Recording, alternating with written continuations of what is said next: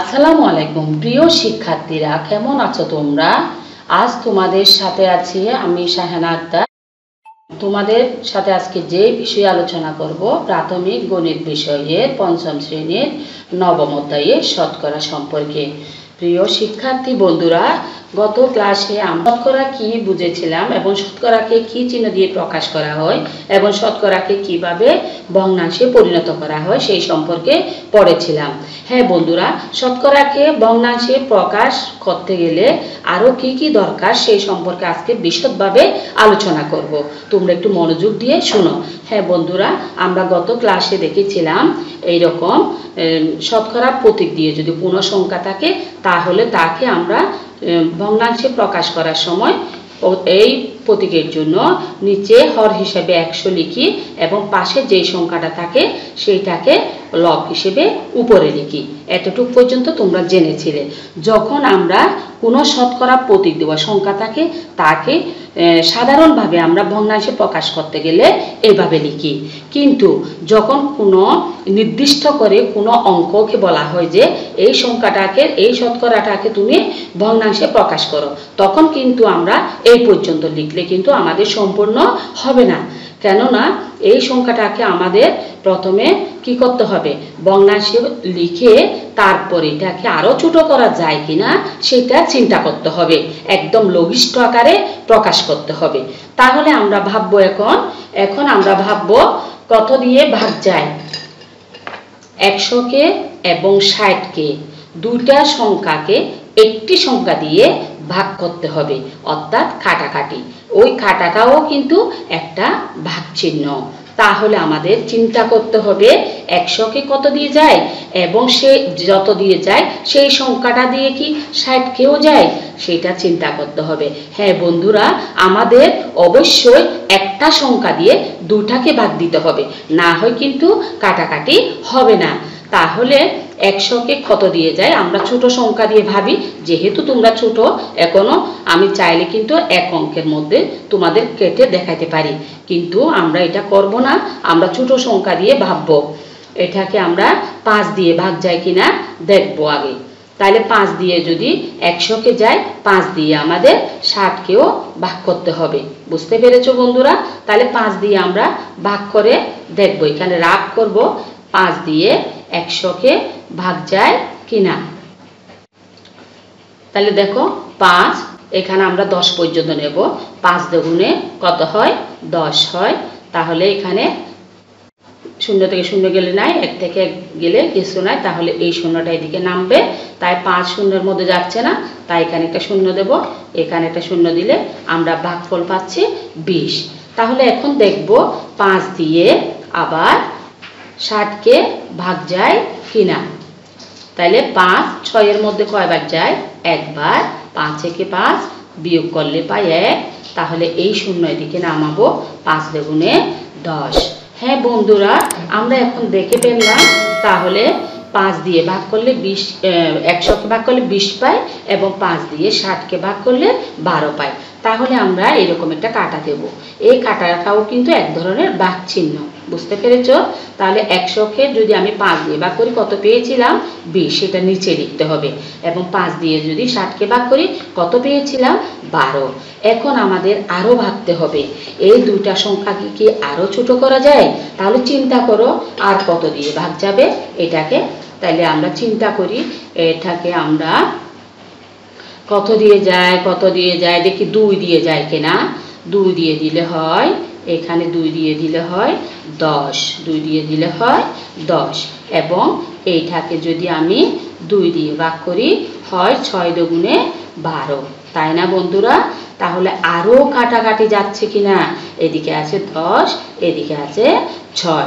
তাহলে 10কে 2 দিয়ে ভাগ করলে হয় কত, 5। 10কে যদি 2 দিয়ে ভাগ করি 5 দুগুণে 10, আর যদি 6কে 2 দিয়ে ভাগ করি হয় 3।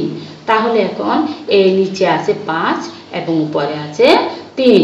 তাহলে 5কে 5 ছাড়া অন্য কোনো সংখ্যা দিয়ে ভাগ যায় না, 3কে 3 ছাড়া অন্য কোনো সংখ্যা দিয়ে ভাগ যায় না, তাহলে আমরা তো একটা সংখ্যা দিয়ে আর দুইটাকে ভাগ দিতে পারছি না, তাহলে এখানে আমাদের অঙ্কটা শেষ।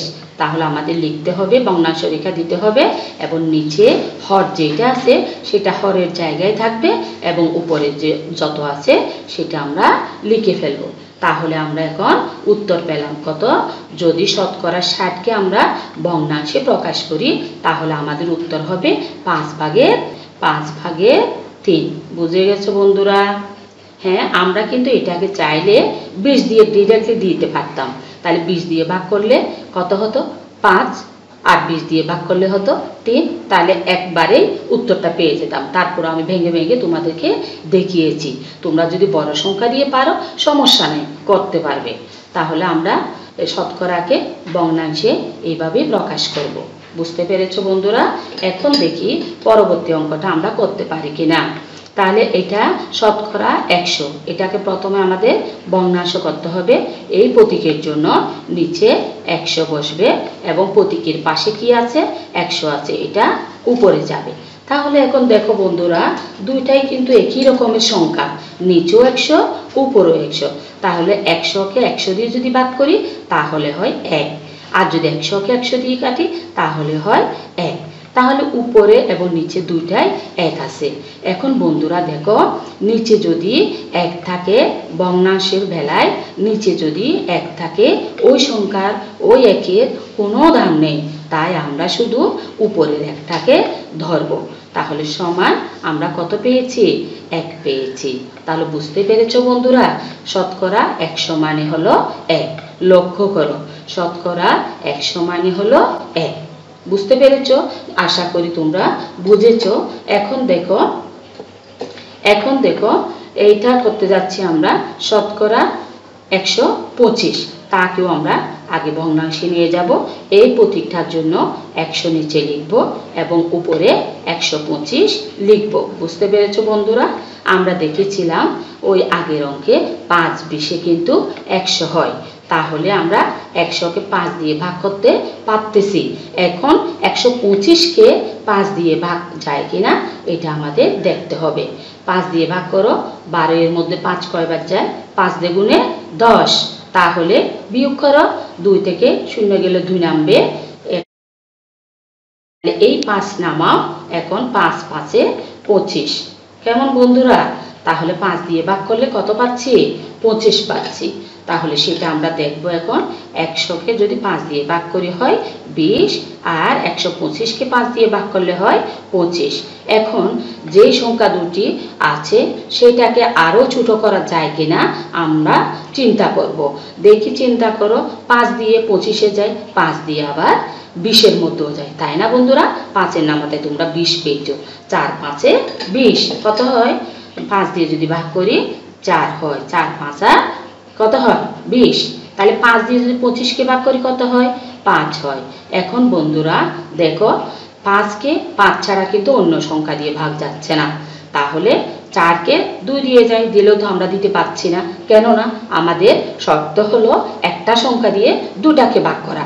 তাহলে 4-4-এর মধ্যে গেলে 5-এ যাচ্ছে না, তাই আমাদের এখানে অঙ্কটা শেষ। নিচে হর আছে 4, উপরে লব আছে 5। তাহলে আমরা 125কে শতকরাকে যদি ভগ্নাংশে প্রকাশ করি তাহলে আমাদের উত্তর হবে 4/5। অতএব আমরা কি লিখব? 4/5। আমরা উত্তর পেয়ে গেছি, তাই আমরা লিখব অতএব 4/5। বুঝতে পেরেছো বন্ধুরা? তাহলে আজকে এই পর্যন্তই। আল্লাহ হাফেজ। আগামী পাঠে সবাইকে আমন্ত্রণ রইল।